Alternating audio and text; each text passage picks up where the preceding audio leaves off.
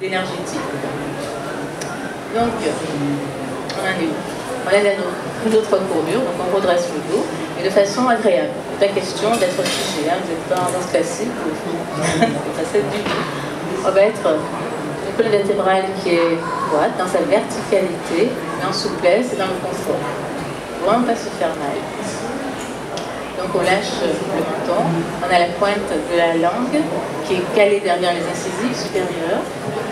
Les yeux, au début, moi je conseille de les fermer. C'est plus facile de rester à l'intérieur parce que les yeux ouverts, c'est un sens important pour vous, la vue. Et donc du coup, vous avez plus de parasites qui vont vous gêner. Le fait d'avoir les yeux fermés, il y aura moins de parasites à gérer. Donc pour commencer, c'est bien d'avoir les yeux fermés. C'est vrai qu'en zen, on n'a pas les yeux fermés. Hein, mais moi, je trouve que pour commencer, c'est bien. Après, ce sera à vous d'essayer avec les yeux, un regard à 1 mètre de distance, je pense 80 cm.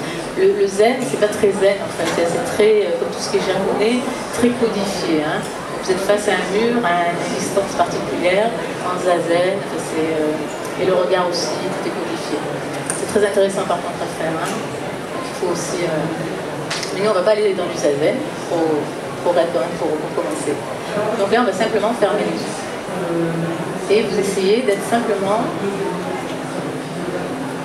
relâché au niveau des muscles, lâcher les tensions musculaires, lâcher les épaules, lâcher la mâchoire inférieure, baisser le menton. Et quand vous êtes bien détendu, on va commencer la respiration. Vous allez inspirer et expirer uniquement par le nez. Inspirez par le nez, expirez par le nez, mais de façon la plus naturelle possible. Ne forcez pas la respiration. Naturelle. Inspiration, expiration naturelle. Par contre, je vais vous demander à ce que ce soit régulier. C'est-à-dire, par exemple, si vous êtes sur 3 secondes d'inspire, il y aura 3 secondes d'expire. Si c'est 4, ça sera 4, 4, si c'est 5, 5, 5. Mais toujours dans quelque chose de très naturel. Ne forcez rien. Ne forcez rien. Soyez juste régulier entre l'inspire et l'expire. On ne marque pas de rétention hein, là. On ne marque pas de rétention entre l'inspire et l'expire. Mais juste dans cet inspire-expire. Et puis doucement, vous allez ajouter le mouvement du ventre. C'est-à-dire que pendant que vous allez inspirer, vous allez gonfler le ventre, vous allez exagérer. Et quand vous allez expirer, vous allez creuser le ventre, vous allez vraiment exagérer. Ce mouvement-là, vous le forcez. Autant vous ne forcez pas la respiration, autant vous allez forcer le ventre, le mouvement du ventre. Vous inspirez, vous gonflez, vous expirez, vous creusez. Et le temps, c'est le temps de votre respiration naturelle. Hein. C'est la respiration qui est reine là. Hein. Le ventre, lui, il obéit. Si c'est en 3 secondes, il se gonfle en 3 secondes, il va se dégonfler en 3 secondes. Pendant que vous faites cette respiration ventrale, je vais vous expliquer l'intérêt de cette respiration. Dans un premier temps, il y a un intérêt qui est purement mécanique, puisque vous allez masser vos organes, les organes du ventre, ce qui n'est pas inintéressant. On les masse rarement, c'est pas mal.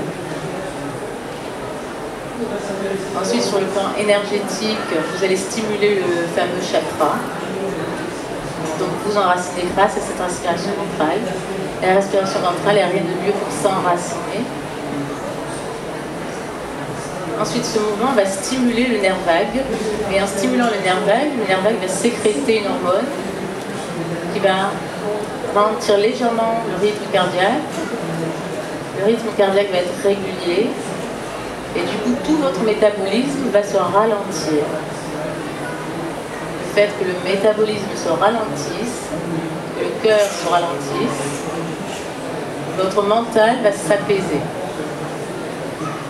C'est beaucoup plus facile comme ça que par la volonté. Par la volonté, on n'y arrive pas.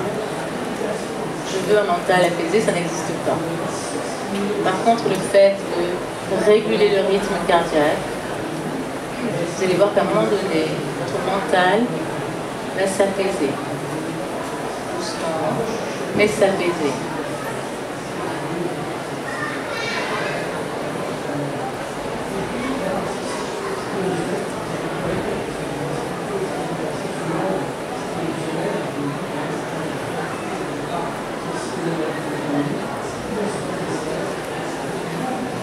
Ensuite,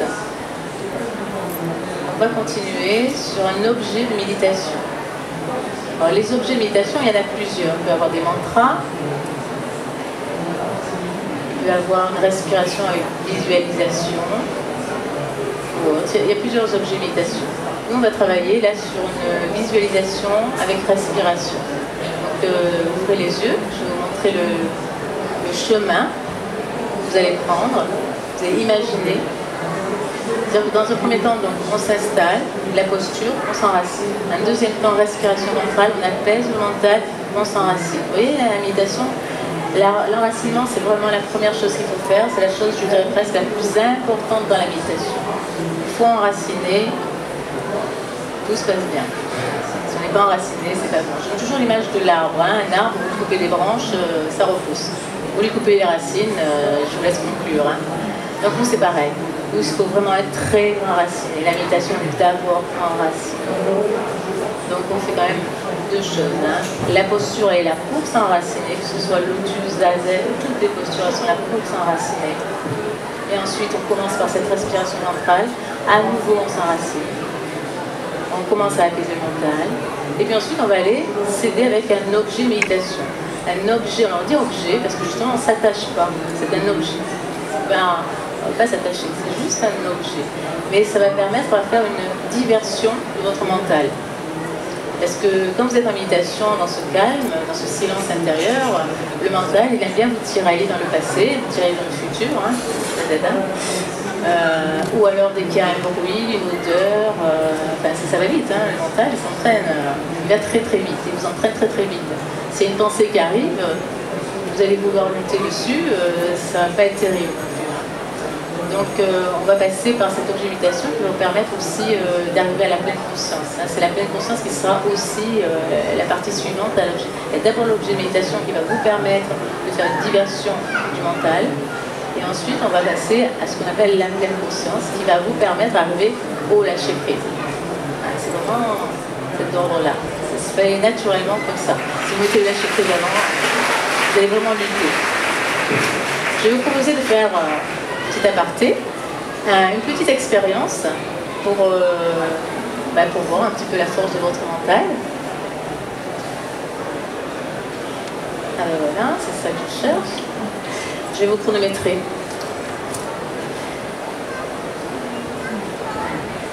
Donc je vais vous demander de fermer les yeux. Et puis pendant 3 minutes, d'être sans aucune pensée. 3 minutes sans aucune pensée. Si.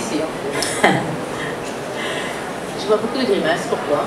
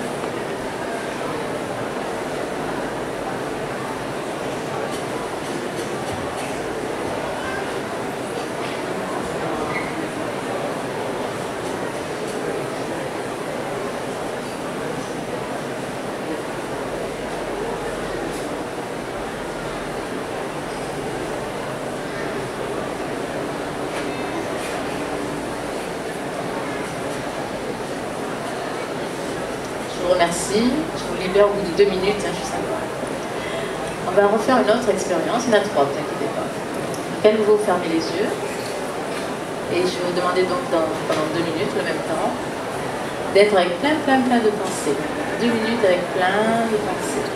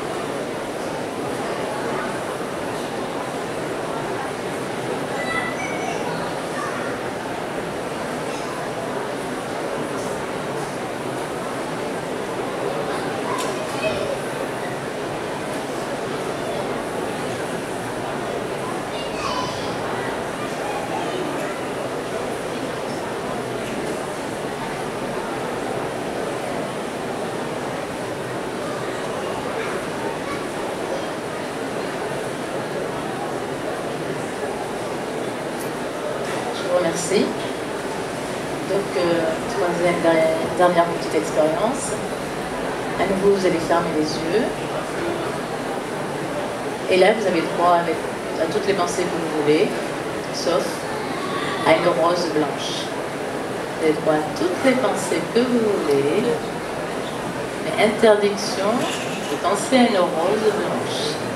C'est parti. Pourquoi il y en a qui râlent ?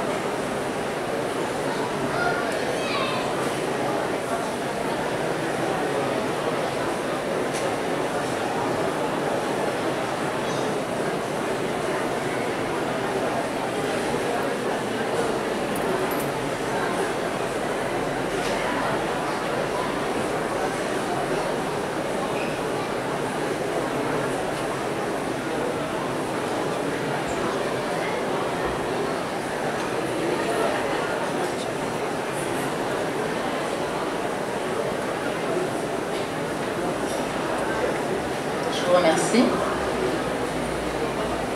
J'espère que vous avez bien souffert. L'intérêt, c'est d'apprendre à se connaître, hein, bien sûr. Donc, mais c'est pas simple, ne pensez à rien. toujours simple de penser à tout aussi, parce que des fois, avant, j'ai possible de penser à rien. Après, quand on veut penser à beaucoup de choses, il n'y a plus rien qui vient. Ça arrive.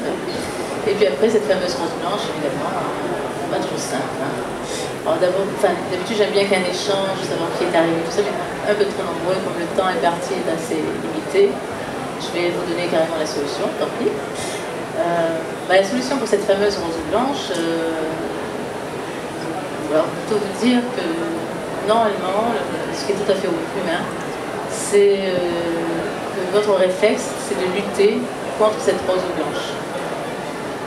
Vous allez vous apaiser, fermer les yeux, essayer de penser à plein de choses, et puis vraiment d'être dans la volonté qu'elle ne vienne pas, cette rose blanche.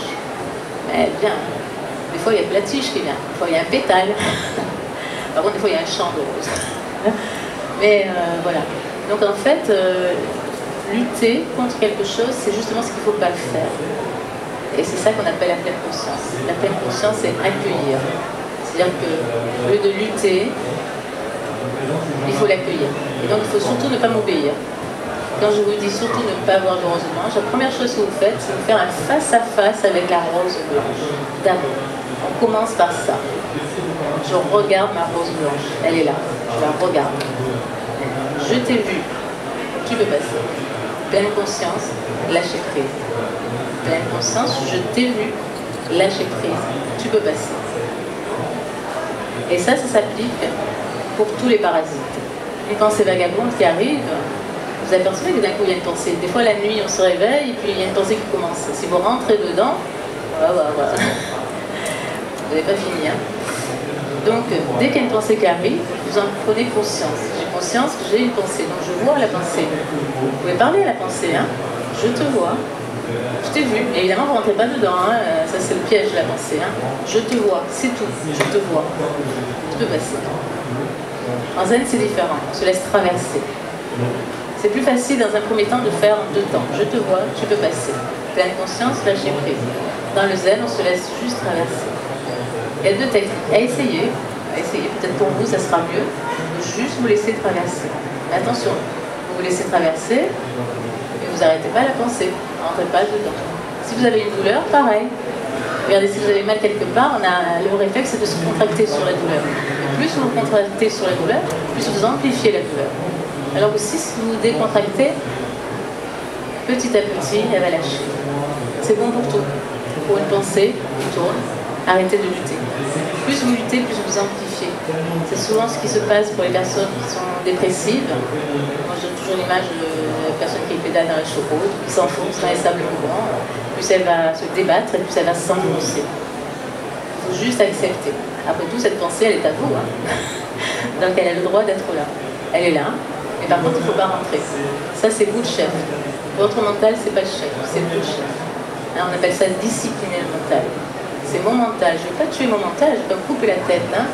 Mon mental, une fois qu'il est discipliné, ça devient un outil merveilleux, un outil qui sert à énormément de choses. À travers ce mental, on va pouvoir communiquer avec nos cellules, faire beaucoup de choses une fois qu'on a acquis la méditation. Hein. Mais pour ça, il faut vraiment discipliner le mental. N'oubliez pas que le chef, c'est vous, c'est pas le mental. Le mental est tout petit, la conscience est immense. La conscience est à l'infini, alors que je donne toujours l'image de ça pour la conscience. C'est une image, bien sûr. J'ai toujours la conscience, elle est là, comme ça. Et le tout petit triangle en bas, c'est votre mental. Il est tout petit. Et alors, il prend une place phénoménale. Par contre, après, le petit mental, vous avez vu là. Et je ne fais pas ça, je fais ça. C'est à l'infini. Donc, c'est dommage. C'est à vous à arriver à passer jusqu'à cette conscience pour devenir le maître de votre mental. Mais le maître, ça ne veut pas dire je tue mon mental. Hein? Au contraire. Il faut être discipliné, ça devient vraiment un outil extraordinaire. Donc, n'oubliez pas, quand vous êtes en méditation, automatiquement les parasites